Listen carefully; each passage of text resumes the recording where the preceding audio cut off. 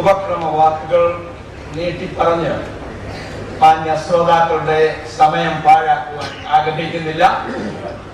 വന്നുകൂടിയ എല്ലാവർക്കും, പ്രത്യേകിച്ച് ഗായക സംഘത്തിനും അതിഥി പ്രഭാഷകർക്കും സാമൂഹ്യ രാഷ്ട്രീയ മത സഭാ മണ്ഡലങ്ങളിലെ നായകന്മാർക്കും എന്റെ ആദരവുകൾ. ഡോക്ടർ ടിം ഹിലിനും പാസ്റ്റർ ജേക്കബ് ജോണിനും എന്റെ അഭിവാദനം അറിയിക്കുന്നു. ഈ അവസരം എനിക്ക് ഒരുക്കി തന്ന ബഹുമാന്യരായ pastors P J James, P C Cherian, P G Mathews, Sunny B Samuel, ദേവസഭയുടെ കൗൺസിൽ അംഗങ്ങൾ, പ്രോഗ്രാം കമ്മിറ്റി എന്നിവരോട് ഞാൻ കടപ്പെട്ടവൻ. 2013 ആദ്യ മാസത്തിലെ ഈ അവസാന ശനിയാഴ്ച രാത്രി നമുക്കൊന്നിച്ച് പരിശുദ്ധാത്മാവിന്റെ സാന്നിധ്യം അനുഭവിക്കുവാൻ ഒരവസരം ദൈവം ഒരുക്കി തന്നിരിക്കുന്നു. ഇന്ന് രാത്രിയിൽ നിങ്ങളെ നിരാശരാക്കാതെ നിങ്ങളുടെ വീടുകളിലേക്ക് മടക്കി അയക്കുവാൻ കഴിവുള്ള ഒരൊറ്റ വ്യക്തി മാത്രമേ ഉള്ളൂ. വചനം ജഡമായി തീർന്ന യേശു ക്രിസ്തു.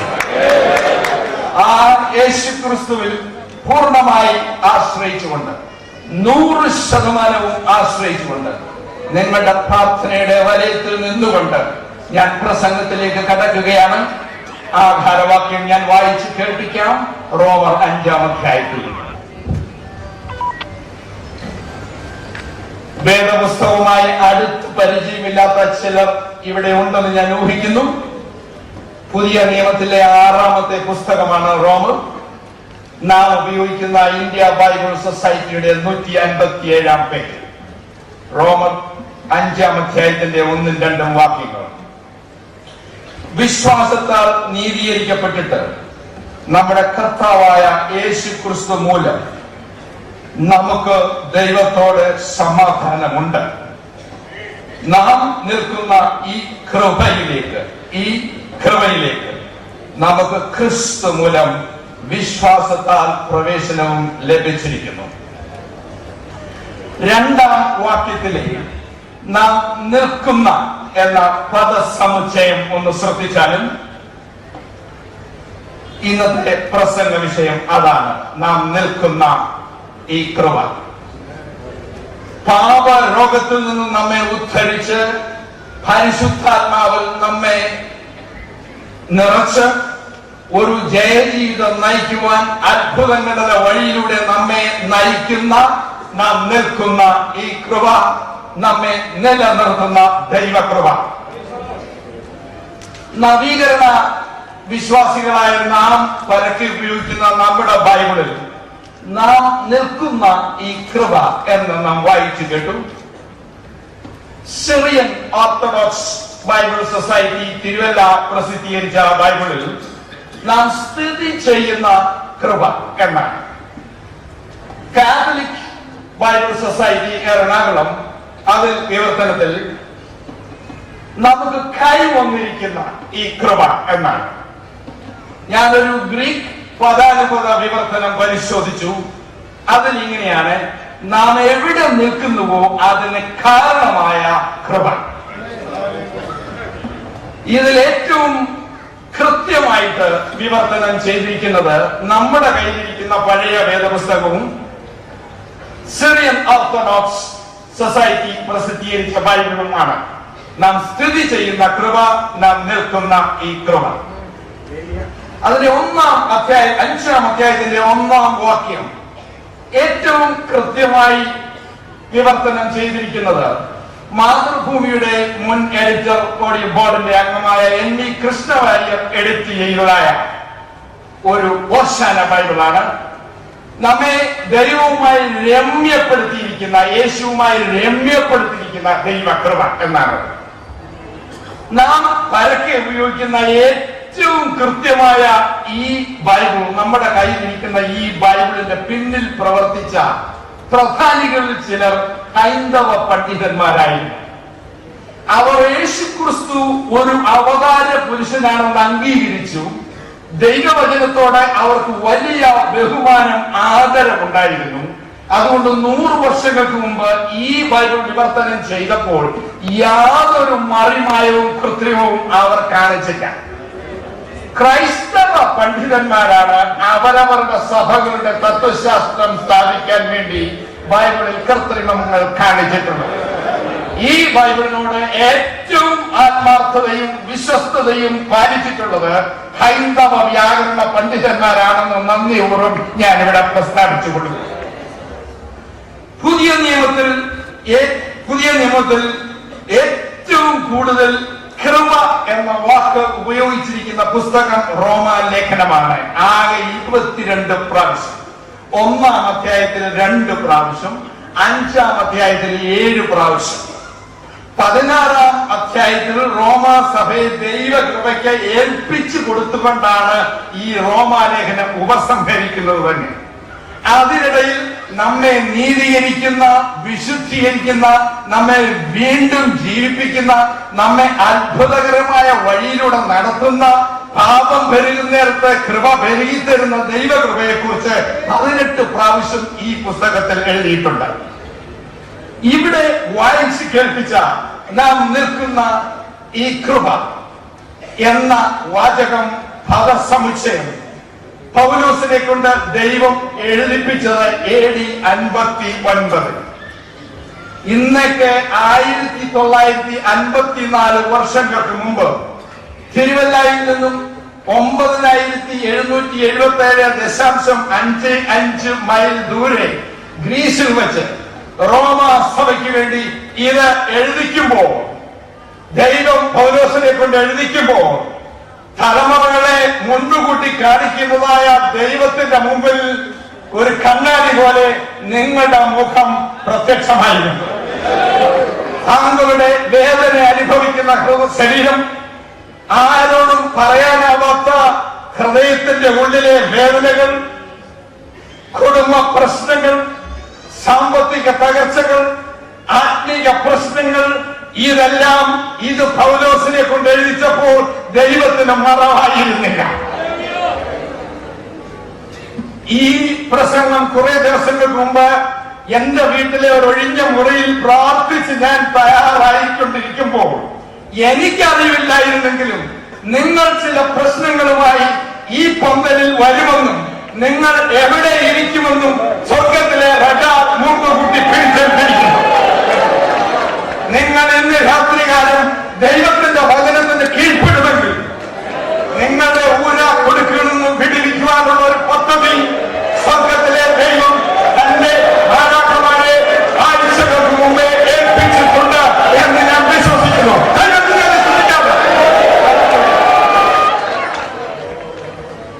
തങ്ങളുടെ പ്രശ്നങ്ങളെ ഈ ഭൂമിയിലേക്ക് നോക്കിക്കാണുന്ന റോം 5-ാം അധ്യായത്തിലെ കൃപയുടെ ഉണയവനായ ദൈവത്തിന്റെ മറുപേരാണ് യഹോവ. അത്യുന്നതൻ, ഉയരത്തിൽ നിന്ന് നിങ്ങളെ കാണുന്നവൻ. എലോഹിം, സർവശക്തൻ, പ്രശ്നങ്ങളും ഊരാക്കുടുക്കുകളുമുള്ള ഈ ലോകത്തെ അടക്കി ഭരിക്കുന്നവൻ. ഇമ്മാനുവേൽ, നിങ്ങളെ നിങ്ങളുടെ പ്രശ്നങ്ങളിൽ നിന്നും വിടുവിച്ച് മാനസാന്തരത്തിലേക്ക് നയിച്ച് അത്ഭുതകരമായ വഴിയിലേക്ക് നടത്തുവാൻ വേണ്ടി സ്വർഗത്തിൽ നിന്നും താഴോട്ടെ ഗോവേണിപ്പടി ഇറക്കി വെച്ചവൻ. കോടാനുകോടി താരനിരകളെ, സൗരയൂഥത്തിൽ പരക്കം പായുന്ന ഗ്രഹങ്ങളെ തട്ടിമുട്ടാൻ സൂക്ഷിക്കുന്നവൻ, കോടാനുകോടി താര വ്യൂഹങ്ങളെ പ്രകാശിപ്പിക്കുന്നവൻ, നിശ്ചിത പാതകളിൽ സഞ്ചരിക്കുന്ന വാൽനക്ഷത്രങ്ങളെ ചരട് പിടിച്ച് നിയന്ത്രിക്കുന്നവൻ, വഴി തെറ്റി സഞ്ചരിക്കുന്ന ഉൽക്കകളെ, കടൽ കാറ്റുകളെ പിടിച്ച് നോക്കിക്കാണുന്നവൻ യഹോവ കൃപയുടെ ഉറവിടം. ഇന്ന് രാത്രി നിന്നെ കരകയറ്റുവാനുള്ള ഒരു പദ്ധതി അവന്റെ കയ്യിലുണ്ട്. ആ കൃപയുടെ കാപ്പ് ഈ രാത്രികാലം തുറന്നു വച്ചിരിക്കുകയാണ്.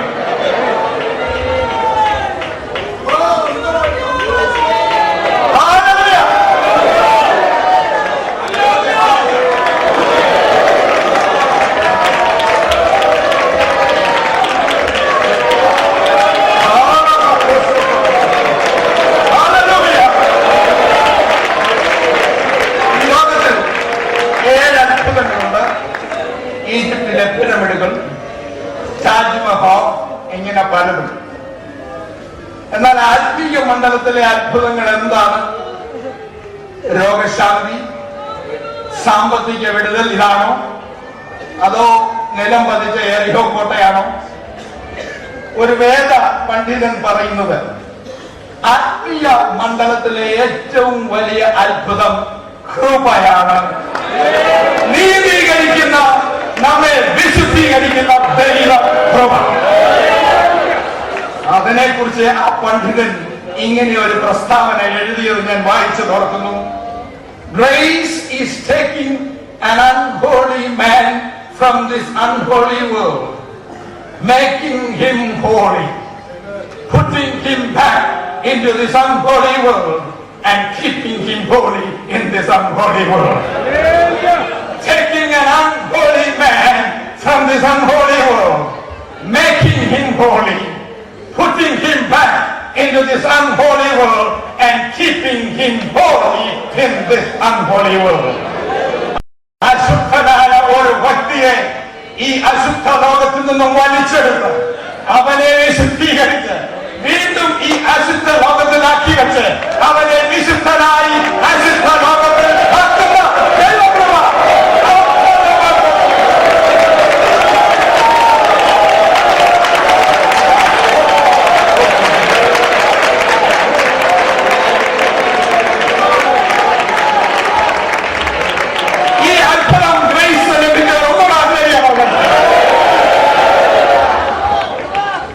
പാപിയെ നീതീകരിക്കുന്ന ഈ ദൈവകൃപ ജന്മം കൊണ്ടും പാരമ്പര്യം കൊണ്ടൊന്നും കിട്ടുന്നതല്ല.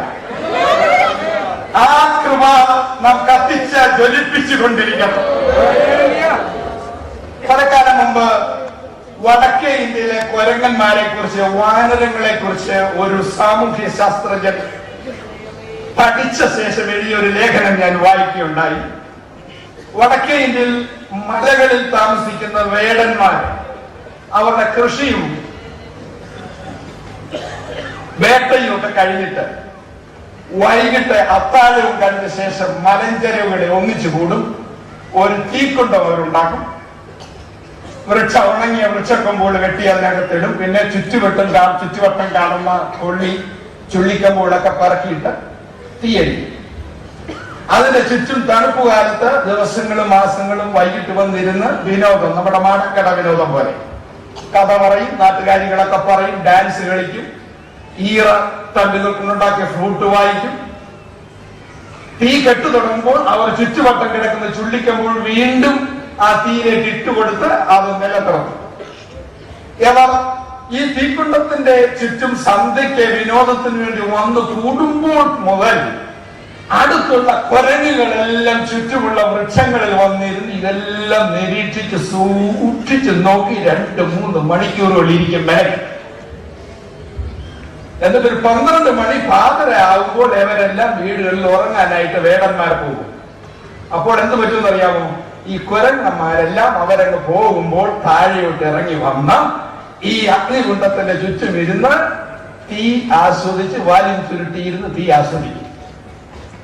ഒടുവിൽ അത് പുകയാകുമ്പോ കുറച്ചുകൂടെ അടുത്തിരുന്ന് ആ തീ ആസ്വദിക്കും. ഒടുവിൽ അത് കരിക്കട്ടയാകുമ്പോൾ കുറച്ചുകൂടെ അടുത്തിരുന്ന് അത് തീ ആസ്വദിക്കും. കരിക്കട്ടയിൽ കെട്ടുകഴിഞ്ഞ് തീയുടെ ചൂട് നശിക്കുമ്പോൾ നിരാശരായി വാലിൻ ചുരുട്ടി അവരുടെ മാളങ്ങളിൽ പാറവെള്ളലുകളിൽ പോയി കിടന്ന് കഷ്ടപ്പെട്ട് കിടന്നുറങ്ങും. ഇത്രയും വർഷങ്ങൾ എല്ലാ ദിവസവും ഈ വേടന്മാർ ചുള്ളിക്കം വിട്ട് ഈ തീ കത്തിച്ച് വീണ്ടും കത്തിക്കുന്നത് കണ്ട് നിരീക്ഷിച്ചിട്ടുണ്ടെങ്കിലും ഒരു പ്രാവശ്യം പോലും ഒരു പുതിയ തീ കത്തിച്ചെടുക്കുവാൻ അവർക്ക് വിവേകമില്ല. വല്ലവരും കത്തിച്ച തീ വാല് ചുരുട്ടിയിരുന്ന് ആസ്വദിക്കുവാൻ. ഇന്നത്തെ പെന്തിക്കോസ്ത് ലോകത്തിന് സംഭവിച്ചതിലാണ്. ഉണ്ണുണ്ണി സാറും കുക്കു സാഹിബും പണ്ട് കത്തിച്ചതായ തീ വാല് ചുരുട്ടിയിരുന്ന് നമ്മൾ ആസ്വദിച്ചിട്ട് ശതാബ്ദി ആഘോഷിച്ച് പോയി ഉറങ്ങുകയാണ്. ഒരു പുതിയ തീ നിങ്ങൾ എന്താണ് കത്തിച്ചത്? ഒരു പുതിയ തീ നിങ്ങൾ എവിടെയാണ് കത്തിച്ചത്? അപ്പോസ്തലന്മാർ അപ്പോസ്തല പ്രവൃത്തി 2-ാം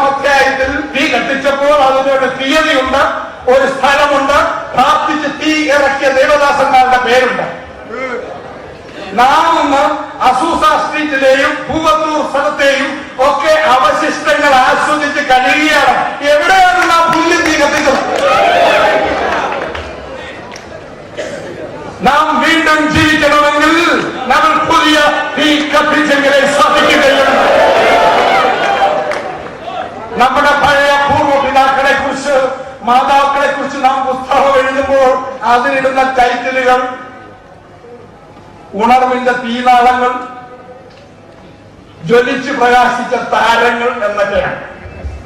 നമ്മുടെ കൊച്ചുമക്കൾ നമ്മളെ കുറിച്ച് ഒരു പുസ്തകം എഴുതിയാൽ അതിന്റെ പേരെന്തതായിരിക്കും?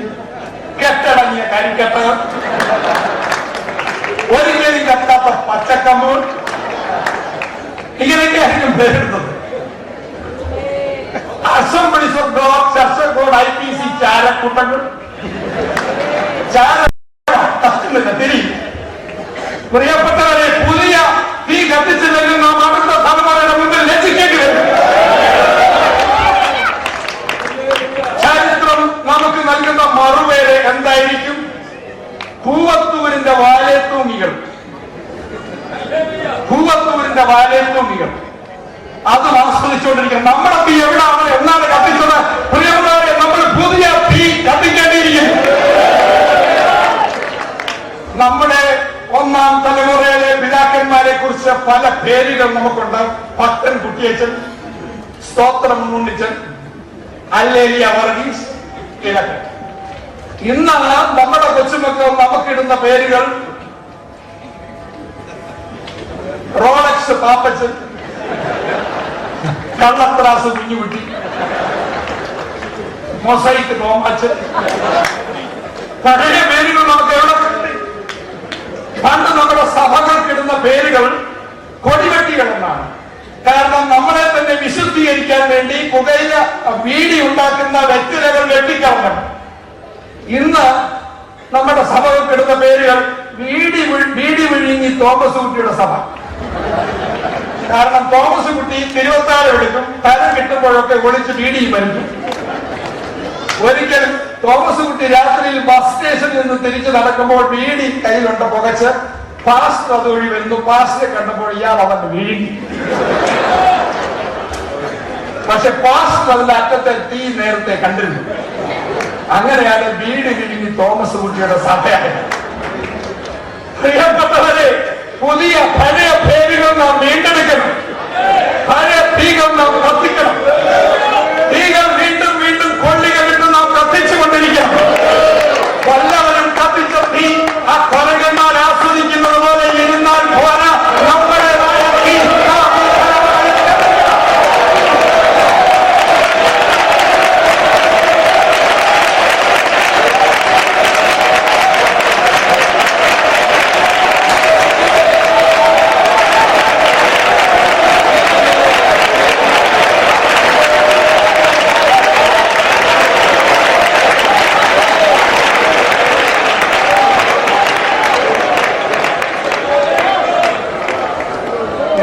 മുൻപ് പറഞ്ഞു, കൃപയുടെ ചാപ്പ് തുറന്നിട്ടിരിക്കുകയാണ്.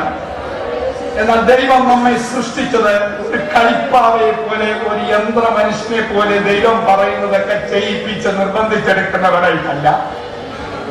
നന്മയും തിന്മയും വിവേചിച്ചറിഞ്ഞ് നന്മ സ്വീകരിച്ച് തിന്മയെ ത്യജിക്കുവാനുള്ള ഒരു സ്വതന്ത്ര ജീവിയായിട്ടാണ് ദൈവം നമ്മെ സൃഷ്ടിച്ചത്. കൃപയുടെ സന്ദേശത്തെ നിരസിക്കുവാനോ സ്വീകരിക്കുവാനോ ഉള്ള ഒരു മനസ്സ് നമ്മുടെ ഉള്ളിലാക്കിയാണ് സൃഷ്ടാവ് സ്വാതന്ത്ര്യത്തോടുകൂടി സ്വതന്ത്ര ജീവിയായി നമ്മെ മെനഞ്ഞെടുക്കുന്നത്. അക്കാര്യം ഓർക്കുമ്പോൾ എന്റെ അനുഭവത്തിൽ നിന്ന് ഒന്ന് രണ്ട് കാര്യങ്ങൾ ഞാൻ പറയട്ടെ. 2007 ഡിസംബറിലും 2009 ഡിസംബറിലും 2010 ഡിസംബറിലും 3 പ്രാവശ്യം 4 ആഴ്ചകൾ വീതം ഞാൻ കേരളത്തിൽ ഉണ്ടായിരുന്നു. വൃത്തിയായ എന്റെ മാതാവിന്റെ മുറിയിൽ രാവിലെ 8 മുതൽ 10 വരെ ഇരുന്ന് വർത്തമാനം പറഞ്ഞു. അമ്മച്ചിക്ക് ഇഷ്ടമുള്ള പഴയ പ്രത്യാശ ഗാനങ്ങളൊക്കെ പാടി കേൾപ്പിക്കും. എല്ലാ ദിവസവും 10 മണി കഴിഞ്ഞ് ഈ 3 വർഷങ്ങളിലെ 1 മാസ അവധിക്കാലം ഞാൻ പുസ്തക വിതരണത്തിന് വേണ്ടി കേരളത്തിലെ വടക്ക് മുതൽ തെക്ക് വരെയുള്ള ചില ചെറിയ ഗ്രാമങ്ങൾ കണ്ടുപിടിച്ച് വിതരണം നടത്തും. പോകുന്ന വഴി കാണുന്ന കള്ളുഷാപ്പുകളിലും ബാറുകളിൽ ഞാൻ തന്നെ കയറി ഈ പുസ്തക സെറ്റുകൾ കൊടുത്തു. ഒന്നാമത്തെ പുസ്തകം ഭയപ്പെടേണ്ടായിരുന്ന പുസ്തകം 13 പേരുടെ ജീവിതത്തിൽ ദൈവകൃപ വരുത്തിയ വ്യത്യാസം വിവരിക്കുന്ന അനുഭവ സാക്ഷ്യങ്ങൾ.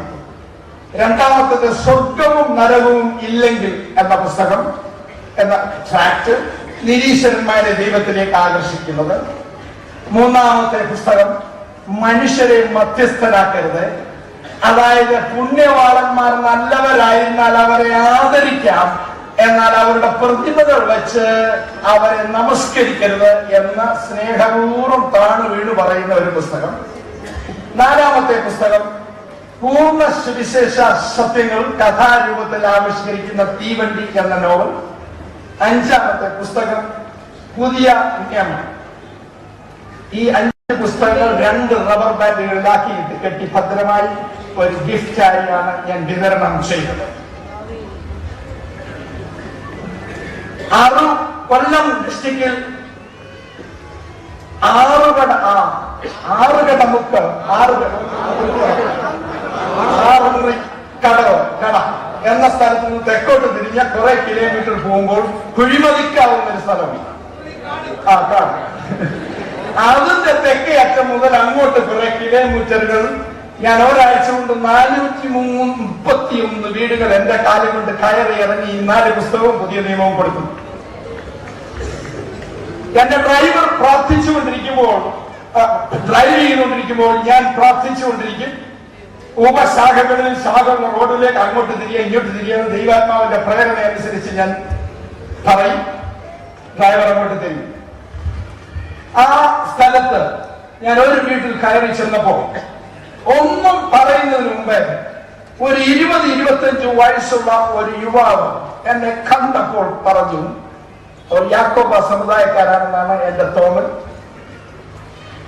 സാറ് എനിക്ക് വേണ്ടി പ്രാർത്ഥിക്കണം. കുറെ മാസങ്ങളായി ഞാൻ ഈ വീട്ടിന്റെ 4 ഭിത്തികളിൽ കഴിയുകയാണ്. എനിക്ക് മരണഭയം, അപകട ഭയം, പരാജയ ഭയം എനിക്ക് തന്നെ അറിഞ്ഞൂടാ എന്തിനെ ഞാൻ ഭയക്കുന്നെന്ന്. എന്റെ തലച്ചോറും ഞരമ്പുകളും മുറി പൊട്ടിപ്പോകുന്നത് പോലെ എനിക്ക് തോന്നുന്നു. പഠിക്കാൻ വയ്യ, ജോലി ചെയ്യാൻ വയ്യ. അപ്പോൾ ഞാൻ പറഞ്ഞു, ഭയമാണെങ്കിൽ ആദ്യം ഇരിക്കുന്ന പുസ്തകം ഭയപ്പെടേണ്ട, എന്നെ ദൈവം നിങ്ങളുടെ വീട്ടിലേക്ക് അയച്ചതാണ്, പരിശുദ്ധാത്മാവാണ് ഈ കൊച്ചു വഴിയിലേക്ക് തിരിയുവാൻ എന്റെ ഡ്രൈവറോട് പറയാൻ പ്രേരിപ്പിച്ചതാണ്. ഞാൻ സാധാരണ പോകുമ്പോൾ വീടുകളിൽ പ്രാർത്ഥിക്കാറില്ല.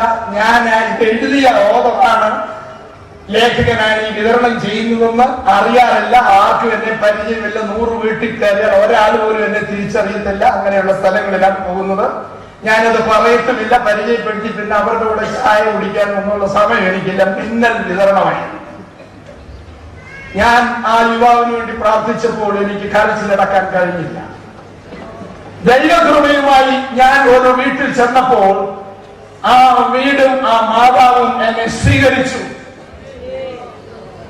അതാണ് ദൈവം നമുക്ക് നൽകുന്ന സ്വാതന്ത്ര്യം, സ്വീകരിക്കാൻ. എന്നാൽ എന്നെ നിരസിച്ച വീടുകളുണ്ട്, സ്ഥാനങ്ങളുണ്ട്.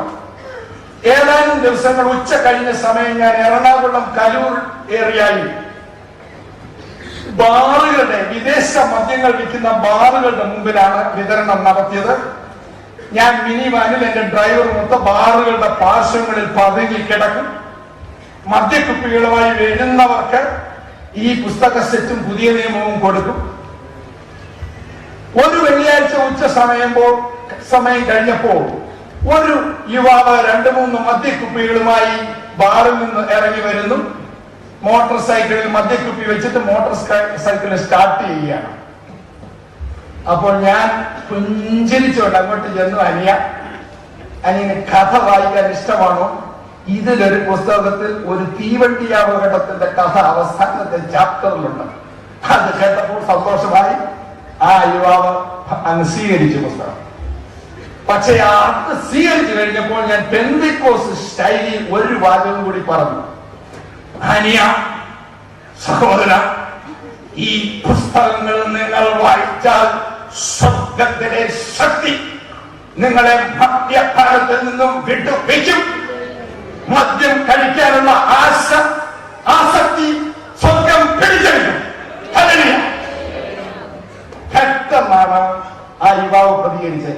സാറേ എനിക്ക് വേണ്ട. ഞാൻ പറഞ്ഞു പ്ലീസ്. അദ്ദേഹം വണ്ടി വിട്ടുപോയി. പുസ്തകം എന്റെ കയ്യിൽ തിരികെ തന്ന ശേഷം എനിക്ക് ഏറ്റവും കൃത്യമായ സ്വീകരണം ലഭിച്ചത് കൊല്ലം ഡിസ്ട്രിക്റ്റിൽ ആലും മാവും കൂടെ കൂടിയ സ്ഥലത്ത് ഒരു ഹൈന്ദവന്റെ വീട്ടിലാണ്. കൃത്യമായ സ്വീകരണം. 60-65 വയസ്സുള്ള എന്നെ കണ്ടപ്പോൾ പറഞ്ഞു, താങ്കൾ ഒരു ഈശ്വരന്റെ ഭഗവാന്റെ ദാസനാണെന്ന് എനിക്ക് തോന്നുന്നു എന്ന് പറഞ്ഞ് എനിക്ക് കുറെ രൂപയും എടുത്തു തന്നു. നീട്ടി 3 അവധിക്കാലങ്ങളിൽ 2300 വീടുകൾ സന്ദർശിക്കലും ആരും എനിക്ക് 10 തുട്ട് തരാൻ ഒരുമ്പെട്ടില്ല. അദ്ദേഹം പറഞ്ഞു, എനിക്ക് എല്ലാ മതങ്ങളുടെയും പുസ്തകങ്ങൾ വായിക്കാൻ ഇഷ്ടമാണ്. ഞാനും പറഞ്ഞു എനിക്കും ഇഷ്ടമാണ്. ക്രിസ്ത്യാനികൾക്കെതിരായി പെന്തിക്കോസ്തുകാർക്കെതിരായി ഒരു പുസ്തകം എഴുതാൻ ഞാൻ തീർച്ചയായിട്ടും വായിക്കും, എനിക്കും തരണമെന്ന്. കൃത്യമായ ഒരു സ്വീകരണം. എന്നാൽ എല്ലാവർക്കും ഇതുപോലെ അല്ലായിരുന്നു സ്വീകരണം. പണ്ടേ മരിച്ചുപോയ ഒരു പുണ്യവാളന്റെ പ്രതിമ വെച്ച് പുണ്യവാളന്മാരുടെ പ്രതിമ വെച്ച് നമസ്കരിക്കുന്ന അനേക പള്ളികൾ എറണാകുളം ഡിസ്ട്രിക്റ്റിലുണ്ട്. അവയിൽ ഒരു ചർച്ചിന്റെ മുമ്പിൽ ഞാനും ഡ്രൈവറും കൂടെ 6 ദിവസങ്ങൾ പുസ്തക വിതരണം നടത്തി. പുണ്യവാളന്റെ പ്രതിമയെ നമസ്കരിച്ച ശേഷം വരുന്നവർക്ക് ആ ചർച്ചിന്റെ പാർശ്വത്തിൽ പമ്മിക്കിടന്നിട്ട് പുസ്തകങ്ങൾ കൊടുക്കും. ഇടയ്ക്കിടയ്ക്ക് പള്ളിയുടെ വരാന്തയിൽ നിന്ന് സെക്യൂരിറ്റി ഗാർഡ് മീശ കിട്ടി ലാത്തിയുമായിട്ട് വരുമ്പോ ഞാൻ മേടിച്ച് കടന്നു കളയും. 5 മിനിറ്റ് കഴിയുമ്പോൾ അവരങ്ങ് പോയെന്ന് തിട്ടപ്പെടുത്തിയ ശേഷം ഞാൻ വീണ്ടും വന്നവിടെ പമ്മിക്കിടക്കും. അങ്ങനെ 6 ദിവസം. ഒരു ദിവസം പുണ്യവാളന്റെ പ്രതിമയെ നമസ്കരിച്ചു പോയ ലക്ഷറി വാനിൽ വന്ന ഒരു കുടുംബത്തിന്റെ കുടുംബനാഥന് ഞാൻ മനുഷ്യരെ പുണ്യവാളന്മാരെ നമസ്കരിക്കരുതെന്നുള്ള പുസ്തകം ഉൾപ്പെടെയുള്ള 5 പുസ്തകങ്ങൾ കൊടുത്തു. അദ്ദേഹം സന്തോഷപൂർവ്വം നന്ദിപൂർവ്വം അത് സ്വീകരിച്ചു. വാൻ വിട്ടുപോകുമ്പോൾ ഭാര്യ പെട്ടെന്ന് റബ്ബർ ബാൻഡ് അടിച്ചത് ഇങ്ങനെ പരിശോധിക്കുന്നു. ഞാനും അത് നോക്കി നല്ല സന്തോഷിച്ചു. 7-8 മിനിറ്റ് കഴിഞ്ഞപ്പോൾ ആ വാൻ കറങ്ങി തിരിഞ്ഞ് എന്റെ മുമ്പിൽ വന്ന് ബ്രേക്ക് ഔട്ട്. ആ ഭർത്താവ് തല വെളിയിലിട്ട് എന്നെ ശാസിക്കാൻ തുടങ്ങി. ഞങ്ങളുടെ പുണ്യവാളനോട് പ്രാർത്ഥിക്കാൻ വന്നപ്പോൾ താൻ ഈ കുന്തച്ചേർത്തെ കൊണ്ട് നടക്കുവാണ്. ഞാൻ പറഞ്ഞു, സാറ് ഇതിനകത്ത് വീട്ടിൽ കൊണ്ടുപോയി വായിച്ച് വല്ല കലമ്പും ഉണ്ടോന്നൊന്ന് പരിശോധിച്ചു നോക്കാം. ഭാര്യ പറഞ്ഞു, വേണ്ടെന്ന് പറഞ്ഞില്ലേ വേണം. അപ്പൊ ഞാൻ പറഞ്ഞു, സാറ് മാഡം, ഞാൻ 14,000 മൈൽ സഞ്ചരിച്ച് 6 ദിവസം ഈ പൊരിഞ്ഞ വെയിൽ കൊണ്ട് ഒരു 2-3 ആത്മീയ ഗ്രന്ഥങ്ങൾ നിങ്ങളുടെ കൈവെള്ളയിൽ വെച്ച് തരികയാണ്. നിങ്ങൾക്ക് വേണ്ടായെങ്കിൽ നിങ്ങളുടെ അയൽവാസികൾക്ക് കൊടുക്കാം. മദ്യപാനികളെ രക്ഷിക്കുന്ന മുടിയപുത്രന്മാരെ പിതാവിങ്കിലേക്കും മാതാവിങ്കിലേക്കും അടുപ്പിക്കുന്ന നിരീശ്വരന്മാരെ ദൈവത്തിലേക്ക് അടുപ്പിക്കുന്ന ആശയങ്ങളൊക്കെ ഇതുണ്ട്, പ്ലീസ് ഇത് വാങ്ങിയാൽ വേണ്ട എന്ന് പറഞ്ഞിട്ട് വണ്ടി വിട്ടുപോയി. ഭാര്യയുടെ മുഖത്ത് ഭയങ്കര വിജയഭാവം. ഒരിക്കൽ ഞാൻ കൊല്ലം ഡിസ്ട്രിക്റ്റിലുള്ള പത്തനംതിട്ട ഡിസ്ട്രിക്റ്റിലുള്ള ഒരു സ്ഥലത്തുകൂടി യാത്ര ചെയ്യുമ്പോൾ ഒരു പുണ്യവാളന്റെ പ്രതിമ വെച്ച് നമസ്കരിക്കുന്ന ഒരു പള്ളി, പ്രാർത്ഥന കഴിഞ്ഞ രാത്രിയിൽ കുറെ പേർ ഇറങ്ങി വരുന്നു. ഞാൻ വിചാരിച്ചു കോളായല്ലോ. അതിന് മുമ്പിൽ വിലയേറിയ വസ്ത്രം, വിലപിടിപ്പുള്ള വസ്ത്രം ധരിച്ച ഒരു മീശക്കാരൻ. ആദ്യത്തെ ബുക്ക് സെറ്റ് ഞാൻ അദ്ദേഹത്തിന് കൊടുത്തു വിനയത്തോടെ. അദ്ദേഹം ഗൗരവപൂർവ്വം എന്നെ ഒന്ന് നോക്കി, ഇതെന്നാ പൊത്തണം. ഞാൻ പറഞ്ഞു, ഇത് മനുഷ്യന് സമാധാനം നൽകുന്ന പുസ്തകങ്ങളാണ്. അദ്ദേഹം എന്റെ വെളുത്ത ഉടുപ്പിലൊന്ന് നോക്കി, മീശയില്ലാത്ത മുഖത്തും, എന്നിട്ട് കൈ ചൂണ്ടി, തന്നോട് ഞാനൊരു കാര്യം പറഞ്ഞേക്കാം, ഞങ്ങൾക്ക് ആവശ്യത്തിന് സമാധാനമുണ്ട്, ഞങ്ങളുടെ ഉള്ള സമാധാനം താങ്കൾ എടുത്തു കളയാൻ മതി, സ്ഥലം വിട്ടോണം. അടുത്ത് വരുന്ന പള്ളിക്കാരെ കൂടെ കണ്ടപ്പോൾ ഞാൻ പേടിച്ച് സ്ഥലം വിട്ടു. ഒരു വിധത്തിൽ അദ്ദേഹം പറഞ്ഞത് ശരിയാണ്. പെന്തിക്കോസ്തുകാരെ വീട്ടിൽ കയറ്റിയാൽ രക്ഷിക്കപ്പെട്ട് സ്നാനപ്പെട്ട് പരിശുദ്ധാത്മാവിഷയം പ്രാപിച്ച ഭാര്യയ്ക്ക് സന്തോഷം. അന്ന് മുതൽ ഭർത്താവിനും ബന്ധുക്കൾക്കും ഉള്ള സമാധാനം കൂടെ നഷ്ടപ്പെടും. ഫിലിപ്പിയ ലേഖനത്തിൽ പറയുന്നത്, സഹോദരന്മാരെ, യേശുക്രിസ്തുവിനുള്ള ഭാവം, മനസ്ഥിതി നിങ്ങൾക്കും ഉണ്ടായിരിക്കട്ടെ. എന്നാൽ സാൻകുട്ടിയുടെ മനസ്സ് യേശുക്രിസ്തുവിനുണ്ടായിരുന്നെങ്കിലോ? എറണാകുളം കലൂരിൽ വെച്ച് പുസ്തകം തിരികെ തന്ന ശേഷം വണ്ടി വിട്ടുപോയ ചെറുപ്പക്കാരന്റെ ടയർ ഞാൻ ഫ്ലാറ്റാക്കി പഞ്ചറാക്കി അവനെ ഒരു ചള്ളക്കുഴി കൊണ്ട് ചാടിക്കുമായിരുന്നു. അത് ചള്ളക്കുഴിയിൽ നിന്നും വലിച്ചെടുക്കുന്ന ബദ്ധപ്പാടും പങ്കപ്പാടും കണ്ട് ഞാൻ 7 നിലവിളക്കുകളുടെ മുമ്പിൽ നിന്ന് പൊട്ടിച്ചിരിക്കുമായിരുന്നു. ഇത് ഭാവിയായ ബലഹീനനായ മനുഷ്യന്റെ പ്രതികാര ചിന്ത. എന്നാൽ റോമാ ലേഖനം പറയുന്ന കൃപ ഇതല്ല. ഭാവിയെ നീതീകരിച്ച് അവനോട് ക്ഷമിച്ച് അവനെ യഥാസ്ഥാനപ്പെടുത്തുന്ന ദൈവകൃപയാണ്. മുൻകോപത്തിൽ പടയാളിയുടെ ചെവി വെട്ടിമുറിച്ച പത്രോസിനെ, ഗുരുവിനെ 3 വട്ടം തള്ളിപ്പറഞ്ഞ പത്രോസിനെ പ്രയർ ഗ്രൂപ്പിന്റെ ലീഡറാക്കി.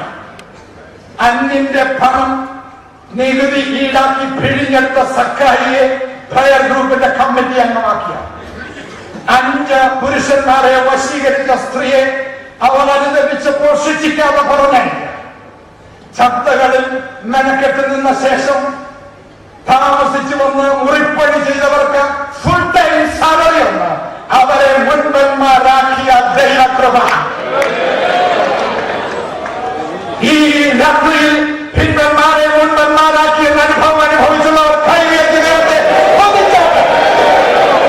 അർഹിക്കാത്ത ദൈവകൃപ കിട്ടിയെന്ന് വിശ്വസിക്കുന്നവർ സ്തുതിച്ചാട്ടെ. ഏകദേശം 2000 വർഷങ്ങൾക്ക് മുമ്പ് ഭാവമില്ലാത്ത ഒരു 33 കാരന്റെ ചുടു രക്തത്തിൽ നിന്നും ആവി പോലെ പൊന്തി ഉയർന്ന കൃപ തലമുറകളെ താണ്ടി തിരുവല്ലയിലെ ഈ പന്തലിനെ ഈ രാത്രികാലം അനുഭവിക്കുന്ന വ്യക്തികളെ ഈ രാത്രികാലം വലയം ചെയ്യുകയാണ്. നിന്റെ ഭാവത്തെ ക്ഷമിച്ച്, നിന്നെ നീതീകരിച്ച്, നിന്നെ വിശുദ്ധീകരിച്ച് തങ്ങളെ പരിശുദ്ധാത്മാവിനാൽ നിറയ്ക്കുന്ന കൃപ, നാം നിൽക്കുന്ന ഈ കൃപ, യാക്കോബക്കാരുടെ ബൈബിൾ അനുസരിച്ച് നാം സ്ഥിതി ചെയ്യുന്ന ഈ കൃപ, കത്തോലിക്ക ബൈബിൾ അനുസരിച്ച് നമുക്ക് കൈവന്നിരിക്കുന്ന ഈ കൃപ, ഗ്രീക്ക് ബൈബിൾ അനുസരിച്ച് നാം എവിടെ നിൽക്കുന്നുവോ അതിന് കാരണമായ കൃപ.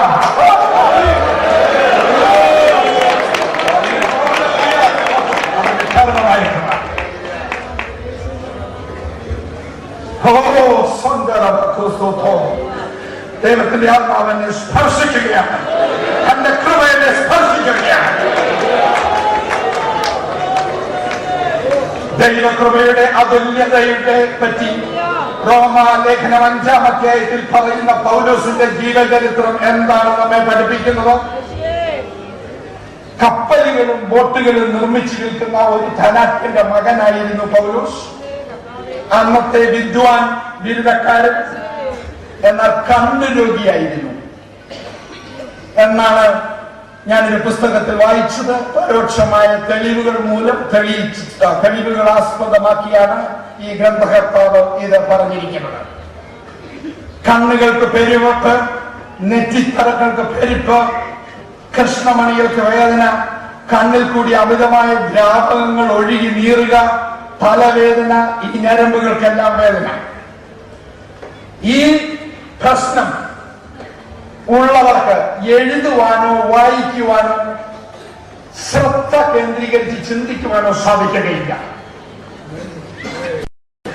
അദ്ദേഹം രാപ്പകൽ അനുഭവിച്ചിരിക്കുന്ന ഈ വേദനയെ കുറിച്ച് 2 കൊരിന്ത്യർ 12-ാം അധ്യായത്തിൽ പൗലോസ് പറയുന്നു, എനിക്ക് ജഡത്തിൽ ഒരു ശൂലമുണ്ട്, ശരീരത്തിൽ മുള്ളുണ്ട്, അത് പറിച്ചു കളയണമേ എന്ന് ഞാൻ 3 പ്രാവശ്യം പ്രാർത്ഥിച്ചു.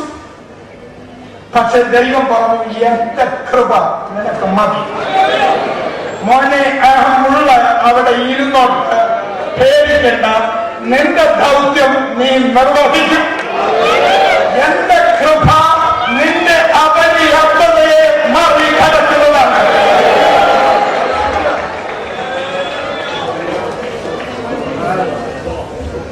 പൗലോസിന്റെ ലോകം എന്താണെന്ന് നിശ്ചയം ഇല്ല, അഭിപ്രായ വ്യത്യാസങ്ങളുണ്ട്. എന്നാൽ ഒരു കാര്യത്തിൽ പണ്ഡിതന്മാർ പൊതുവെ യോജിക്കുന്നു.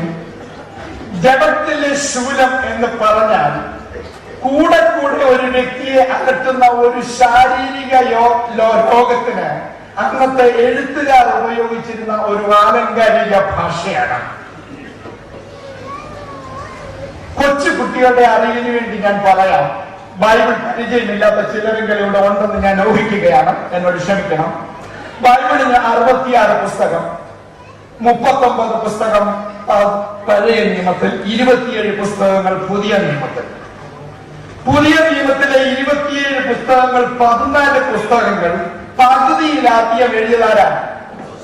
കണ്ണ് രോഗി, കണ്ണിൽ കൂടി ദ്രാവകം ഒഴുകുകയും തലവേദന അനുഭവിക്കുകയും കണ്ണിലും നെറ്റിത്തടത്തിലും പെരുപ്പനുഭവിക്കുകയും ചെയ്യുന്ന ആള് പുതിയ നിയമത്തിലെ പകുതിയിലധികം ഗ്രന്ഥങ്ങൾ എഴുതി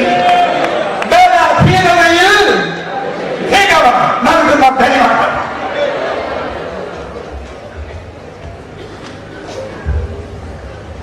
പഴയ നിയമവും പുതിയ നിയമവും ഒന്നിച്ചു നോക്കിയാലും ഈ രോഗിയായ, നേത്രരോഗിയായ പൗലോസ് എഴുതിയതിന്റെ അത്രയും പുസ്തകങ്ങൾ ആരും എഴുതിയിട്ടില്ല. ഹല്ലേലൂയ.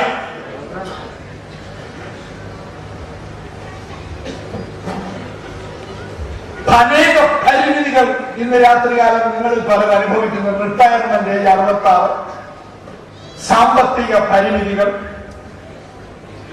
സമൂഹത്തിൽ സ്വാധീനമില്ലെന്നുള്ള പരിമിതികൾ, വിദ്യാഭ്യാസത്തിന്റെ പരിമിതികൾ, പേഴ്സണാലിറ്റിയുടെ പരിമിതികൾ. പക്ഷേ റോമനിൽ പറയുന്ന ദൈവകൃപ നിങ്ങളുടെ പരിമിതികളെ അതിജീവിച്ച് മറികടന്ന് നിങ്ങൾ ഊഹിക്കുകയും നിരക്കുകയും ചെയ്യാത്ത ദൗത്യങ്ങൾ നിങ്ങളെ കൊണ്ട് ചെയ്തെടുക്കുന്നതാണ്. നിന്റെ SSLC, PDC, BA സർട്ടിഫിക്കറ്റ് കണ്ടിട്ട് വലിയ ആശയില്ലെന്ന് ജനങ്ങൾ തള്ളിപ്പറഞ്ഞു. നിന്റെ സാമ്പത്തിക നിലവാരം കണ്ടിട്ട് അവർ നിന്നെ തള്ളിക്കളയും. നിന്റെ പിതാവിന് വിദ്യാഭ്യാസമില്ല, നല്ല ജോലിയില്ല. നിന്റെ മാതാവ് ഒരുപക്ഷെ തുമ്പുരാനിയായിരിക്കും. നിനക്ക് സ്വപ്നങ്ങളില്ല, സ്വപ്നമില്ലാതെ ഇരിക്കണ്ട. നീ അല്ലാതെ നിർണ്ണയിക്കുന്നത്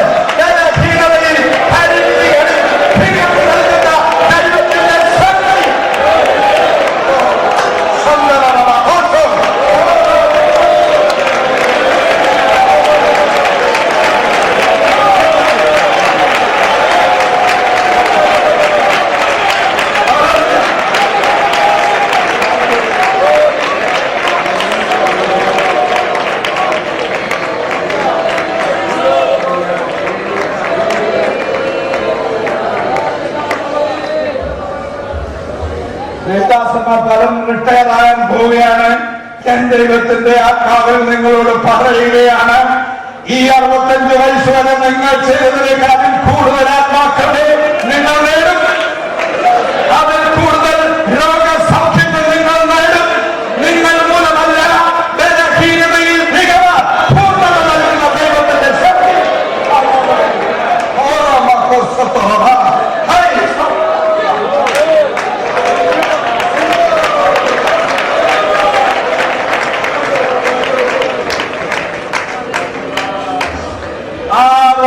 ജനങ്ങളെ നയിച്ച ഈജിപ്തിലെ വന്യ ഗുരുക്കന്മാരുടെ പാദപീഠത്തിൽ നിന്ന് പഠിച്ച മോശ ആ 5 പുസ്തകങ്ങളെ എഴുതിയിട്ടുള്ളൂ. അതിലൊരു പുസ്തകത്തിൽ അദ്ദേഹത്തിന്റെ മരണവുമുണ്ട്.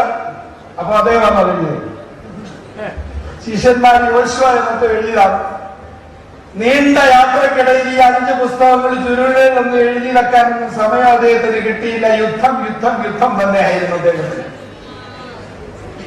ഞാൻ കോപ്പി റൈറ്റും ISBN നമ്പറും ഇഷ്യൂ ചെയ്യുന്ന ഡിപ്പാർട്ട്മെന്റ് തലവനായിരുന്നെങ്കിൽ ഞാൻ ഈ 5 പുസ്തകത്തിൽ മോശയ്ക്ക് 2.5 പുസ്തകത്തിന്റെ കോപ്പിറൈറ്റ് കൊടുക്കുകയുള്ളൂ.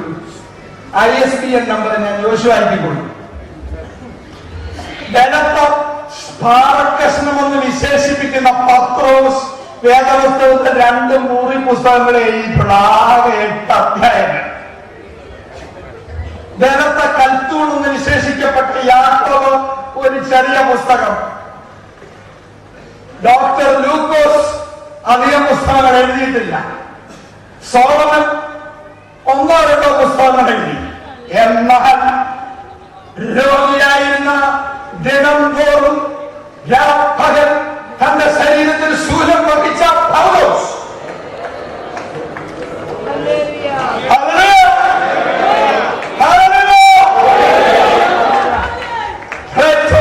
സോക്രട്ടീസിനെയും ഗീവർഗീസ് മാർ ഒസ്താത്യോസ് മെത്രാപ്പോലിത്തനെയും സുകുമാർ അഴീക്കോടിനെയും വെല്ലുന്ന യുക്തിബോധത്തോടെ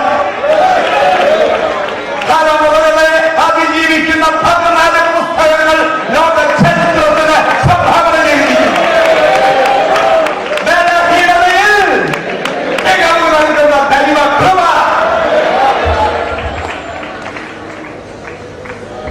തങ്ങളെ കൊണ്ട് ദൈവത്തെ എന്തോ ചെയ്യിക്കാമെന്ന് ഊഹിച്ചിട്ട് പോലുമില്ലെന്ന്. ഓക്സ്ഫോർഡ് മുതൽ മാലാനം വരെ, സ്കോട്ട്ലൻഡ് മുതൽ ഇടയാറുമുള്ള വരെ ചലനം സൃഷ്ടിച്ച റോമാലേഖനം ആരെഴുത സ്ഥിരം മുള്ളു വഹിച്ചിരുന്ന പൗലോസ്, ജർമ്മനിയിലെ ലൂഥർ മുതൽ മുത്താമേഷ്യ വരെ ചലിപ്പിച്ച പുസ്തകം, ലോകത്തിലെ ഏറ്റവും വലിയ സർഗകൃതിയായ ജോൺ മിൽട്ടനെ മുതൽ തിരുവിതാംകൂറിലെ KV സൈമൺ വരെ മനഃപ്പാഠമാക്കിയ റോമാലേഖനം, സ്വിറ്റ്സർലൻഡിലെ സിംഗ്ലി മുതൽ മലങ്കരയിലെ തീത്തൂസ് മാർ മെത്രാപ്പോലിത്ത വരെ, തെക്കേ പോർട്ടൽ KD എബ്രഹാം, തോപ്പുംകര വർഗീസ്, ആത്മോപകാരി കോശിയയ്യൻ അച്ഛൻ, അടപ്പനാം കണ്ടത്തിൽ AC ഷാമുകൾ, നവജീവോദയം KD ചെറിയാൻ, ഇവരെ നവോത്ഥാന പ്രസ്ഥാനത്തിൽ ചലിപ്പിച്ചത് ജനത്തിൽ ശൂലം വഹിക്കുന്ന സ്വന്തമായ പറയാനില്ലാത്ത പൗലോസിന്റെ തുണികയാണ്. ബലഹീനതയിൽ തികവ് നൽകുന്ന ദൈവകൃപ, എല്ലാവരും പറഞ്ഞ ദൈവകൃപ, നാം നിലനിൽക്കുന്ന കൃപ, നമ്മുടെ അടിസ്ഥാനമായ കൃപ, നമുക്ക് കൈവന്നിരിക്കുന്ന, നാം എവിടെ നിൽക്കുന്നു അതിന് നമ്മുടെ കൃപ.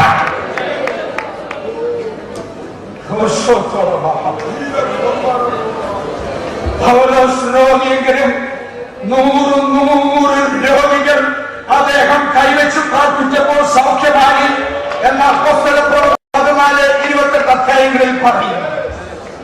ഹിമയിലെ മുടന്തരായവർ പൗലോസ് കൈവച്ച് പ്രാർത്ഥിച്ചപ്പോൾ അവർക്ക് സൗഖ്യം ലഭിച്ചു. അനേകം ദൈവത്തിൽ കൂടി വ്യാപരിച്ച, ബലഹീനതയിൽ വ്യാപരിച്ച ദൈവകൃപ മൂലം സൗഖ്യമാകുന്നത് കണ്ട് ദ്വീപുകളിലെ ആളുകൾ ഒന്നിച്ചു കൂടി പൗലോസിനെ സമ്മാനികളുമായി എത്തിയിട്ടുണ്ട്. സ്വന്തം പോരായ്മകളെ അതിജീവിച്ച താങ്കളെ കൊണ്ട് വലിയ കാര്യങ്ങൾ ചെയ്യിപ്പിച്ചെടുക്കുന്ന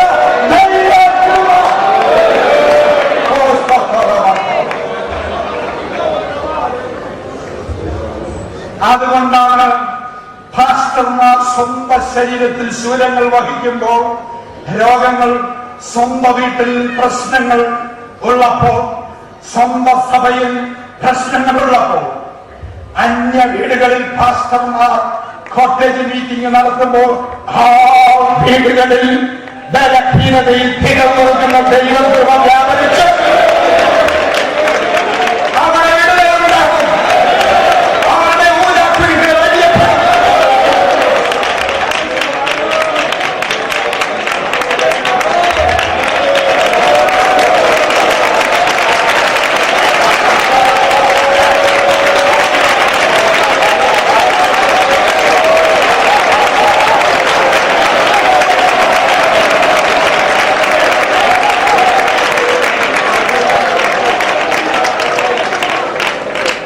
അതുകൊണ്ടാണ് ലോക പ്രസിദ്ധ ടെലിവിഷൻ ഇവാഞ്ചലിസ്റ്റ് ബില്ലി ഗ്രാമിന്റെ 2 മക്കൾ വിവാഹമോചിതരായി. അതിന് പകരം ലക്ഷക്കണക്കിന് വിവാഹമോചിതരെ രക്ഷിച്ചെടുക്കുവാൻ ലക്ഷക്കണക്കിന് കുടുംബങ്ങളിൽ സമാധാനത്തിന്റെ സന്ദേശം എത്തിക്കുവാൻ അദ്ദേഹത്തിന് കഴിഞ്ഞു. ബലഹീനത ഭവനത്തിലുണ്ട്, അതിനെ മറികടക്കുന്ന ദിവസം. അതുകൊണ്ടാണ് ഓരോ റോബർട്സിന്റെ മകൻ ലഹരി കഴിച്ച് ആത്മഹത്യ ചെയ്തെങ്കിലും 100,000 ലക്ഷം ലഹരിക്കാരെ അതിൽ നിന്ന് വിടുവിക്കുവാൻ ഓരോ റോബർട്സിന്റെ പ്രാർത്ഥനയ്ക്ക് ശക്തിയുണ്ട്.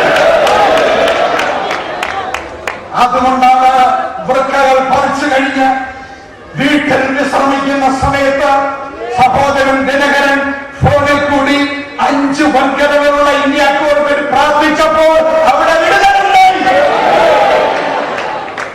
നമ്മുടെ ബലഹീനതകളെ കവിയുന്ന മറികടക്കുന്ന ദൈവകൃപ.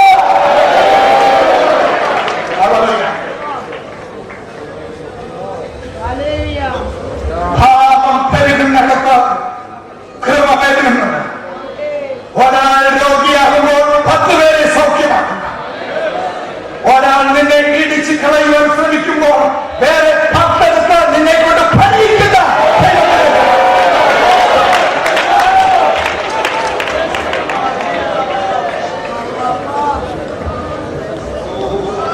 ദൈവ കൃപ.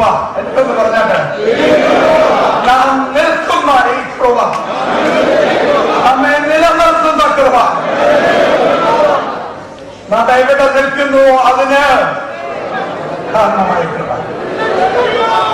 37 വർഷങ്ങൾക്ക് മുമ്പ് 37 വർഷങ്ങൾ ഇന്ത്യയിൽ ദക്ഷിണേന്ത്യയിൽ പ്രവർത്തിച്ച റോബർട്ട് എഫ് കുക്ക് ഈ ദൈവകൃപ രുചിച്ചറിഞ്ഞ ഒരാളായിരുന്നു. പ്രൊഫസർ സുശീൽ മാത്യുവിന്റെ അഭ്യർത്ഥനയനുസരിച്ച് ബ്രദർ റോയി മേപ്രാൽ ഭംഗിയായിട്ട് ആ പുസ്തകം വിവർത്തനം ചെയ്തു. അതിലെ ഒരു ഭാഗം ദൈവകൃപ തെളിയിക്കുന്നതിന് വേണ്ടി ഞാൻ നിന്നോട് വായിച്ച് കേൾപ്പിക്കുകയാണ്.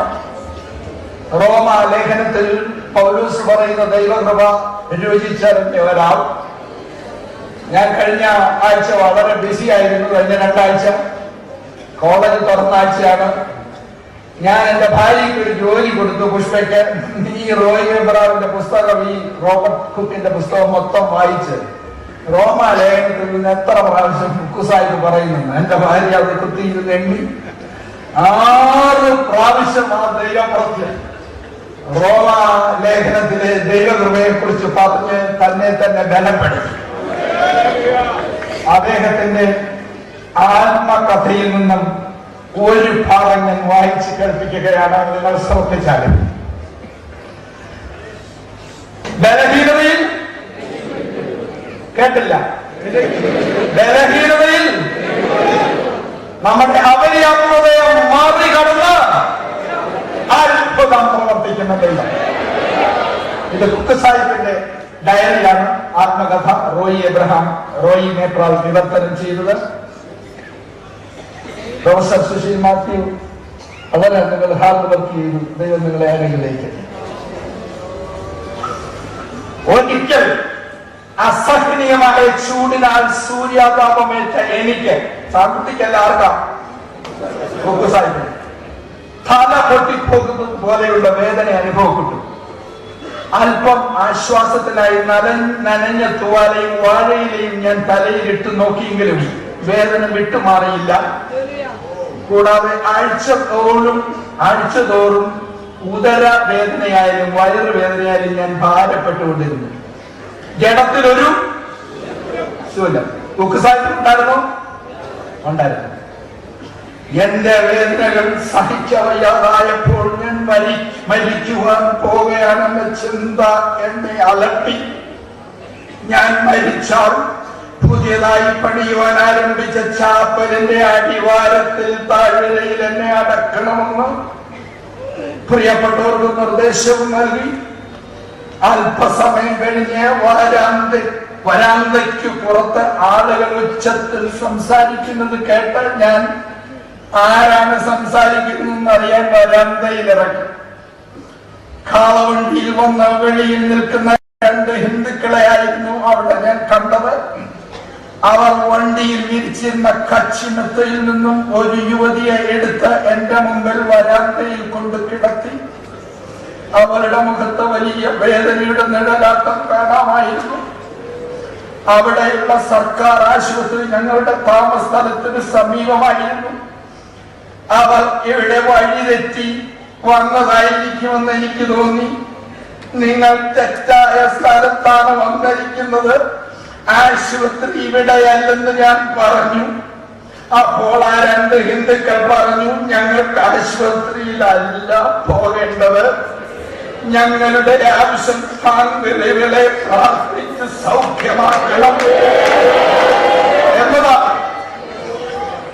ഞങ്ങളുടെ ഗ്രാമത്തിൽ നിന്നും വന്ന ഒരു സ്ത്രീയെ അങ്ങ് കഴിഞ്ഞയിടെ പ്രാർത്ഥിച്ച് സൗഖ്യമാക്കിയ വിവരം ഞങ്ങൾ അറിഞ്ഞു. അതുപോലെ ഇവളെയും താങ്കൾ സൗഖ്യമാക്കുവാൻ ഞങ്ങൾ കൊണ്ടുവന്നതാണ്. ജനത്തിൽ സ്ഥിരം വഹിക്കുന്ന ആരാ? ഈ രണ്ട് ഹിന്ദുക്കളുടെ വിശ്വാസം കേട്ട മാത്രയിൽ എന്റെ ഹൃദയത്തിന് ചൂട് പിടിച്ചു. ഞാൻ തലയിൽ വെച്ചിരുന്ന തൂവാലയും ഇലയും എടുത്തെറിഞ്ഞു. ആഴ്ചകളിലായി എന്നെ അലട്ടിയിരുന്ന ഉദരവേദന പെട്ടെന്ന് മാറിപ്പോയി. സ്വർഗീയമായ ഒരു ശക്തി എന്റെ ശരീരത്തിൽ വ്യാപരിക്കുന്നതായി അനുഭവപ്പെട്ടു. പെട്ടെന്ന് ഞാൻ പൂർണ്ണ ആരോഗ്യവനായി. യുവതിയെ കൊണ്ടുവന്നവരിൽ ഒരാൾ അവളുടെ ഭർത്താവും മറ്റേയാൾ സഹോദരനുമായിരുന്നു. ഞാൻ വേദനയിൽ പുളയുന്ന യുവതിക്ക് വേണ്ടി പ്രാർത്ഥിച്ചു. അവളുടെ മുഖം സന്തോഷത്താൽ നിറയുകയും ഞങ്ങളോടൊത്ത് പാടി ദൈവത്തെ മഹത്വപ്പെടുത്തുകയും ചെയ്തു. അവർ സൗഖ്യമാക്കി കാളവണ്ടിയിൽ മടങ്ങി പോകുമ്പോൾ എന്ത് ചെയ്തു? വണ്ടിയിൽ കിടന്നുകൊണ്ടാണ് നിന്റെ യേശു സൗഖ്യമായ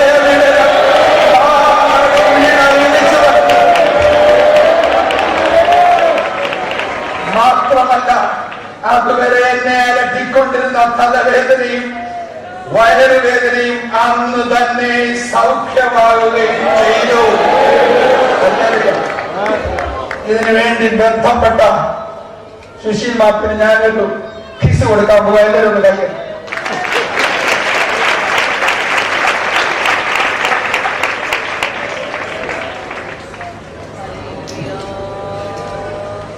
ഞങ്ങളുടെ ചർച്ചിൽ സന്തോഷം കൊണ്ട് 2-3 ആളുകൾ തുള്ളിച്ചാൽ. ഒന്ന് ചെറുവള്ളിമൂല യോഹനാൻ സഹോദരൻ, മറ്റൊന്ന് കുമരനുള്ള ലൂക്കോസ് മൂപ്പൻ, മറ്റൊന്ന് ചെങ്ങന്നൂർ തെക്കേപ്പറമ്പിൽ കുടുംബാംഗമായ തങ്കമ്മക്കച്ചൻ. ഇവരന്ന് തുള്ളിച്ചാടി അത്ഭുതങ്ങളൊക്കെ പറഞ്ഞ് തുള്ളിച്ചാടുമ്പോൾ ഞാൻ അന്നെന്റെ ശിശുപ്രായത്തിൽ വീട്ടിൽ വന്ന് അവരെ കളിയാക്കും. അപ്പൊ ഞാൻ പാടുന്ന പാട്ട്, സന്തോഷം കൊണ്ടെനിക്കിരിക്കാൻ മേല ഞാനിപ്പോ മാനത്തു വലിഞ്ഞു കയറും. എന്റെ സിസ്റ്റേഴ്സിനെ കാണാൻ ഞാൻ ജനലിലൊക്കെ വലിഞ്ഞു കയറി ചാടും. അന്നെന്റെ പോഷത്വത്തിന്റെ പ്രായമാണ്. ദൈവമക്കളെ, ഈ രാത്രികാലം സന്തോഷം കൊണ്ട് എനിക്ക് ഇരിക്കാൻ മേല.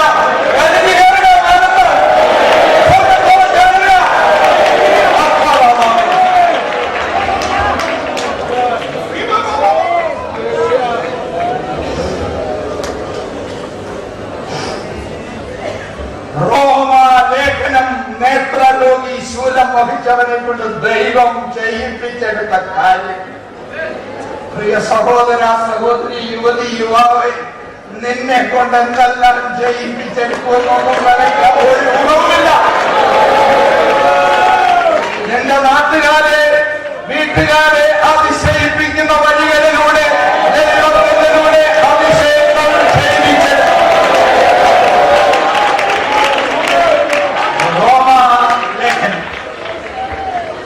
ഇന്നേക്ക് 76 വർഷങ്ങൾ മുമ്പ് 1937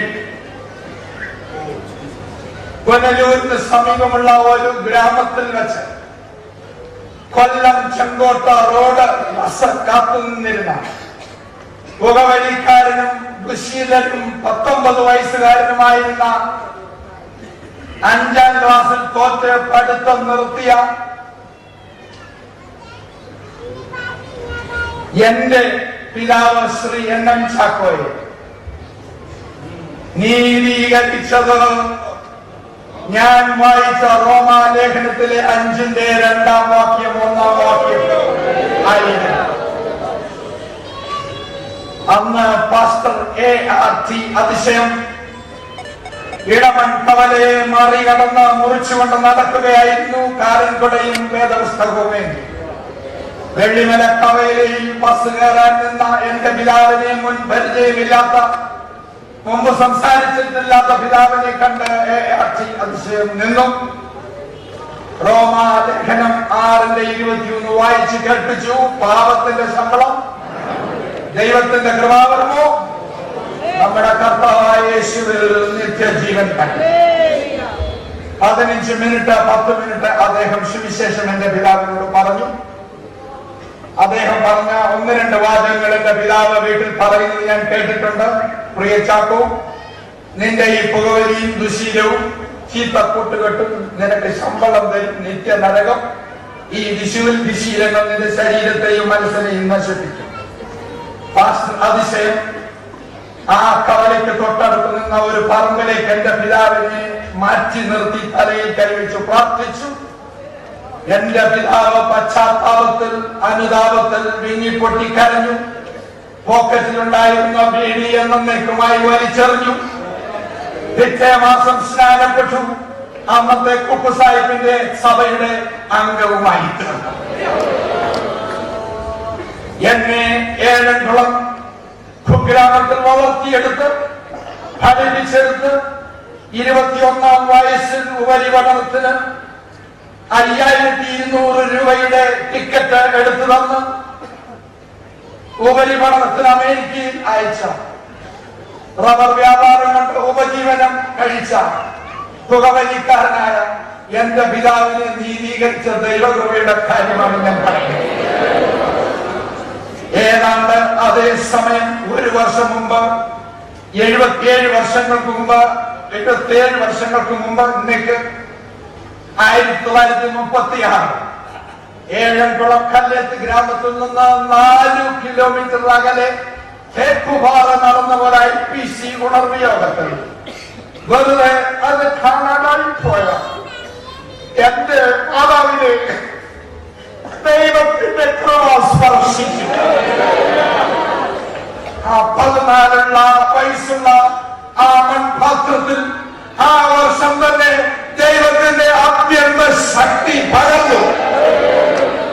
1 വർഷത്തിനുള്ളിൽ എന്റെ മാതാവ് വിശ്വാസ സ്നാനം സ്വീകരിച്ചു. പാനം ചെയ്യുവാൻ കഷ്ടതയും പാനപാത്രം അവൻ കൂടെ സ്നാനമേൽപ്പാൻ കൃപ നൽകി. മരിച്ച് അവൾ പട്ടാഴിയിൽ അടക്കപ്പെട്ടു. ആ കടലിൽ വെള്ളത്തിൽ നിന്ന് പൊന്തി വന്നു പുതിയ വ്യക്തിയായി. കഴിഞ്ഞ വർഷം എന്റെ മാതാവ് മരണപ്പെട്ടു. ശവസംസ്കാരത്തിനായിട്ട് ഒരു ശനിയാഴ്ചയായിരുന്നു സംസ്കാരം. ഞാൻ 2 ദിവസം മുമ്പ് വ്യാഴാഴ്ച 14,000 മൈൽ യാത്ര ചെയ്ത് വളരെ ക്ഷീണിതനായി വന്നു. വെള്ളിയാഴ്ച എനിക്ക് എഴുന്നേക്കാൻ പോലും വയ്യാതെ യാത്രാക്ഷീണം അനങ്ങ വയ്യാതെ കിടന്നു. എങ്ങും പോയ ഡ്രൈവറോട് പറഞ്ഞു എങ്ങും പോകണ്ടായെന്ന് പറഞ്ഞു. അത്ര ക്ഷീണമായിരുന്നു. പക്ഷെ എന്നെ രാവിലെ കുറെ കഴിഞ്ഞപ്പോൾ ദൈവത്തിന്റെ ആത്മാവ് സ്പർശിച്ചു, തട്ടിയുണർത്തി. എന്നോട് പറഞ്ഞു, നിന്റെ അമ്മയെ രക്ഷിച്ച തേപ്പുപാറ ഗ്രാമത്തെ നിന്റെ അമ്മയുടെ ശരീരം അടക്കുന്നതിന് മുമ്പ് സുവിശേഷീകരിച്ച് നീ ആ ഗ്രാമത്തോട് നന്ദി പറയണം. ഞാൻ ഉച്ചയ്ക്ക് മുമ്പ് എന്റെ ഡ്രൈവറെ വിളിച്ചുണർത്തി. 300 സെറ്റ് പുസ്തകങ്ങൾ, ഓരോ സെറ്റിലും 3-4 പുസ്തകങ്ങളും ഒരു ബൈബിളും ആയി തേപ്പുപാറയ്ക്ക് പുറപ്പെട്ടു. 285 വീടുകൾ ഞാൻ എന്റെ കാലുകൾ കൊണ്ട് കയറിയിറങ്ങി. അപ്പോൾ ഇരുട്ടി 9 മണിയായി കഴിഞ്ഞു. എന്റെ മാതാവിനെ രക്ഷിച്ച തേപ്പുപാറ നഗരത്തോട് നന്ദി പറയുവാൻ, അതിനെ സുവിശേഷീകരിക്കുവാൻ ദൈവവേളിയ എനിക്ക് കൃപ നൽകി. ഞാൻ സാധാരണ പോകുന്ന വീടുകളിൽ എന്നും പ്രാർത്ഥിക്കാറില്ല, കാരണം സമയമില്ല. മിന്നൽ വേഗത്തിലാണ് വിതരണം നടത്തുന്നത്. എന്നാൽ ഒരു വീട്ടിൽ 285 ഞാൻ ചോദിച്ചു. അവിടെ ഒരു ഹൈസ്കൂൾ ഫൈനൽ ഇയർ പ്രായമായി തോന്നിയ ഒരു ഹൈന്ദവ കുടുംബം ഒരു യുവാവിനോട് ചോദിച്ചു, മോനെ ഞാൻ നിനക്ക് വേണ്ടി ഒന്ന് പ്രാർത്ഥിക്കട്ടെ. പറഞ്ഞു വേണ്ടെന്ന് പറഞ്ഞു. ഞാൻ പുസ്തകം കൊടുത്തിട്ടേക്ക് പോകുന്നു. എന്നാൽ ആ വീടും അടയാളവും അതിനടുത്തുള്ള കുളം കിണറുമെല്ലാം ഞാൻ എന്റെ മനസ്സിൽ മടങ്ങി വന്നപ്പോൾ മനസ്സിൽ ഇങ്ങനെ സ്വരൂപിച്ചു വെച്ചു. ഇനിയും എന്തെങ്കിലും പോകുമ്പോൾ ഞാൻ ആ വീട് ഒന്നുകൂടെ സന്ദർശിക്കും. അവനെ ഉപദ്രവിക്കാൻ വന്നപ്പോ ഒന്നുകൂടെ ചോദിക്കും, മോനെ നിനക്ക് വേണ്ടി ഒന്ന് പ്രാർത്ഥിക്കട്ടെ, വല്ല പ്രതികരണം വ്യത്യാസമുണ്ടോ എന്ന് അറിയാൻ വേണ്ടി മാത്രം.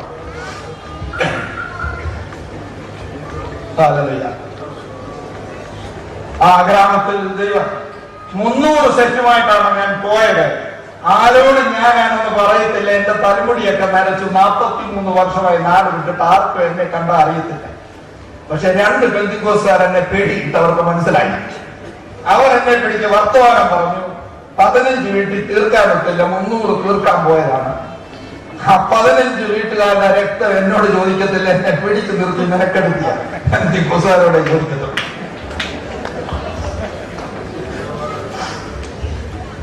ദൈവസഭയുടെ council secretary Mathew K Philip കഴിഞ്ഞയുടെ ഫോണിൽ സംസാരിച്ചപ്പോൾ എന്നോട് പറഞ്ഞു, സാമ്പടിച്ചായ അച്ചായന്റെ ശാസ്ത്രവും ബൈബിളിന്റെ 1ാം പതിപ്പ് പണ്ട് പ്രസിദ്ധീകരിച്ചത് എന്റെ കയ്യിലുണ്ട് ഉണ്ടായിരുന്നു. ഞാൻ പരസ്യ യോഗങ്ങൾക്ക് പോകുമ്പോൾ അതിലെ പുകവലിയും നിങ്ങളുടെ ആരോഗ്യവും എന്ന ലേഖനം ജംഗ്ഷനുകളിലൊക്കെ വായിച്ച് കേൾപ്പിച്ച് പുകവലിക്കാരുടെ മനസ്സ് തിരിക്കാൻ ശ്രമിച്ചിട്ടുണ്ട് എന്നാണ്. 1973 ഇന്നേക്ക് 40 വർഷം മുമ്പ് ദൈവസഭയുടെ ഇതുപോലെ ഒരു വാർഷിക കൺവെൻഷനിൽ ജാനുവരിയിലാണ് ആ പുസ്തകം പ്രസിദ്ധീകരിച്ചത്. അതിലെ ഏറ്റവും നീണ്ട അധ്യായം പുകവലിയും നിങ്ങളുടെ ആരോഗ്യവും എന്നാണ്. അതിനു മുമ്പ് മലയാളത്തിൽ കേരളത്തിൽ പുകവലിയെ പറ്റി ഇത്രയും വിശദമായി ചർച്ച ചെയ്ത് അതിന്റെ ദോഷങ്ങൾ വിവരിക്കുന്ന ഒരു പുസ്തകം ആരെങ്കിലും എഴുതിയതായിട്ട് എന്റെ അറിവിലില്ല. അദ്ദേഹം പറഞ്ഞു, ഞാൻ ഇത് അനേകർക്ക് പ്രയോജനകരമായി ഉപയോഗിച്ചിട്ടുണ്ട്. 77 വർഷങ്ങൾക്ക് മുമ്പ് വെള്ളിമല കവല വെച്ച എന്റെ പിതാവിനെയും 76 വർഷങ്ങൾക്ക് മുമ്പ് എന്റെ മാതാവിനെയും ദൈവകൃപയിൽ പൊതിഞ്ഞതിന്റെ അനന്തര ഫലമാണ് എന്റെ പുസ്തകങ്ങളും എന്റെ ലേഖനങ്ങളും പ്രസംഗങ്ങളും ഭക്തിഗാനങ്ങളും. 14,000 മൈൽ യാത്ര ചെയ്ത് ഞാൻ നിങ്ങളോട് ഈ ദൈവകൃപയെ കുറിച്ച് പറയുവാൻ വന്നിരിക്കുകയാണ്. പൗലോസിനെ ശക്തീകരിക്കാൻ, വലിയ മനുഷ്യരായ കുക്ക് സാഹിബിനെയും പൗലോസിനെയും ശക്തീകരിച്ച, ബലഹീനരും വീഴ്ചവാഴ്ചകളുള്ളവരുമായ എന്റെ മാതാപിതാക്കൾ ശക്തീകരിച്ച ആ ദൈവകൃപയെ കുറിച്ച് പറയുവാനാണ് ഞാൻ വന്നിരിക്കുന്നത്. ദീർഘയാത്രയുടെ ക്ഷീണം, വെളിയിലുള്ളവരെ ആകർഷിച്ച് കൊണ്ടുവരാൻ വേണ്ടി സെക്കുലർ പത്രങ്ങളിൽ കൊടുത്ത പരസ്യങ്ങളുടെ ചെലവുകൾ, എന്റെ ജോലിയിൽ നിന്ന് അവധിയെടുത്ത് എന്റെ 100 വിദ്യാർത്ഥികൾക്കുണ്ടായ പഠിപ്പ് മുടക്ക്, ഇന്ന് രാത്രിയിൽ തന്നെ ഫ്ലൈറ്റ് എടുത്ത് തിരിച്ചുപോയി തിങ്കളാഴ്ച രാവിലെ 8 മണിക്ക് ക്ലാസ് പഠിപ്പിക്കുന്ന ബത്തപ്പാട. എന്നാൽ ഈ രാത്രിയിൽ കുക്ക് സാഹിബിനെ പോലെ, പൗലോസിനെ പോലെ, ബലഹീനരായ എന്റെ മാതാപിതാക്കളെ പോലെ ഒരു യുവതിയോ ഒരു യുവാവോ രക്ഷിക്കപ്പെട്ടാൽ, മാനസാന്തരപ്പെട്ടാൽ, വിടുതൽ പ്രാപിച്ചാൽ, സുവിശേഷകർക്ക് സമർപ്പിച്ചാൽ, കുടുംബത്തിൽ സമാധാനം ലഭിച്ചാൽ എന്റെ ശ്രമങ്ങൾ ഫലവത്താണ്, ലാഭമാണ്. ഇതുപോലെ ദൈവം നീതീകരിച്ച 100 വ്യക്തികൾ ഇവിടെ ഇരിപ്പുണ്ട്.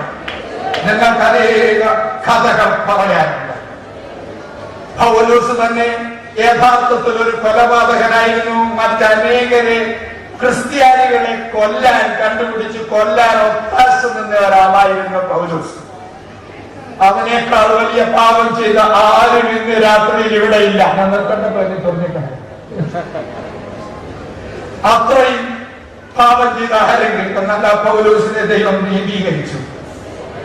നിൻ കൃപ എത്രയോ അത്ഭുതമേശ്വരൻ എന്നോട് ജീവിതത്തിൽ എന്നെ സ്വർഗീയനാക്കിയ സ്നേഹത്തിൽ പറഞ്ഞു വിധം വർണ്ണിക്കുന്നു. 100 പേർക്ക് ഇതിനേക്കാൾ വലിയ കഥകൾ ദൈവം നിങ്ങളെ ഉദ്ധരിച്ചത്, ദൈവകൃപ നിങ്ങളെ പൊതിഞ്ഞത്, സൗഖ്യമാക്കിയത്, നിങ്ങളുടെ ഊരാക്കുടുക്കളെ അഴിച്ചതുകൊണ്ട് കഥ പറയുവാനുണ്ട്. നമ്മെ സ്വർഗീയനാക്കിയ സ്നേഹത്തിൽ പാരമ്യം, കൃപയുടെ പാരമ്യം വിധം വർണ്ണിക്കേണ്ടത്.